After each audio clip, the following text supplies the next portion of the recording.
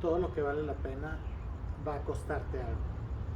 Hay una frase que utilizamos mucho, que escucho mucho que la gente utiliza y que dice, yo no tengo por qué estar aguantando, o yo no tengo para qué o por qué estarte tolerando o escuchando. Y sí es cierto, o yo no tengo por qué estar aguantando. Y digo sí es cierto porque no tienes un por qué. Si tuvieras un por qué, aguantarías.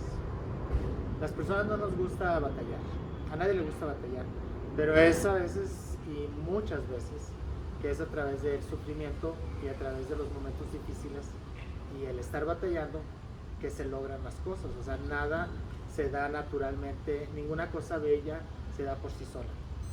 ¿Te has dado cuenta cómo si pasas por un terreno baldío no hay fresas, no hay sandías, no hay rosas, no hay nada bonito? O sea, lo que se da en el monte son puros cardos y cosas con espinas. Las cosas bonitas requieren de atención, requieren de cuidado y requieren de batallar. Es difícil aún para mí recordármelo, porque batallo bastante en muchas cosas y constantemente. Batallo para todo lo que quiero lograr, para todo lo que quiero conservar, porque a veces no es suficiente construir y lograr algo, sino cómo mantenerlo. Y hemos escuchado muchas veces que lo difícil es mantener las cosas o conservarlas. Cuando escucho a las personas decir no tengo por qué, digo sí, exactamente, no tienes por qué. No tienes ninguna razón para qué tolerar. Si tuvieras una razón, aguantarías. Si tuvieras una razón, no te molestaría pagar el precio de la grandeza, ¿verdad? Y a lo mejor suena bastante presuntuoso y presumido decir la grandeza, pero hay una diferencia entre vivir una vida normal y mediocre y común y llevar una vida distinta, llevar una vida de éxitos, de logros, de superación, sobresalir, distinguirte, superarte.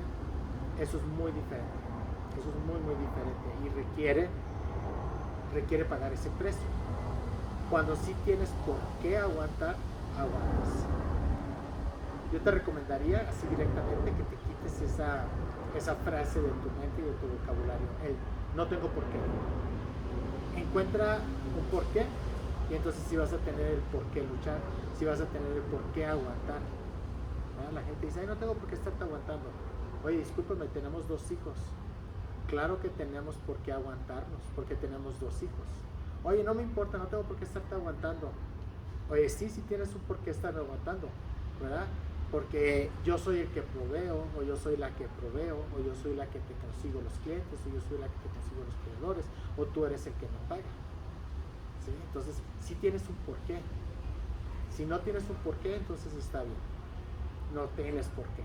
Pero cuando no tienes por qué, te vas a ir brincando del lugar donde te sientes incómodo a otro lugar donde piensas que te vas a sentir más cómodo, de pareja en pareja, de persona en persona, hasta que tú encuentres un porqué. Entonces ahora sí tengo por qué aguantar. Entonces yo te recomiendo, quitémonos de nuestra mente ese de yo no tengo por qué estarte aguantando. Es una frase barata y a mí se me hace muy mediocre y para cobardes. Igual que la frase el hubiera no existe. Se me hace tan absurda, tan tonta y tan una salida fácil y sencilla.